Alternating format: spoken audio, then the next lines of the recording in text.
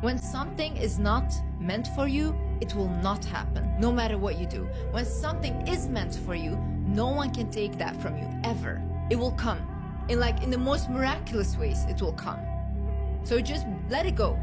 Women need to start letting stuff go. That Tell is the me biggest how, thing. Liz. No, that is the biggest thing. Look, and then I understood wanting nothing gives you everything. I was too focused on, I need to have this. I need to have family. I need to have work. I need to have this. I need to be bigger and bigger. And I was too focused on them. So what I realized was, if I just let go of, I don't want anything anymore. Like, you handle it. Here, give it to God. You handle it, you know?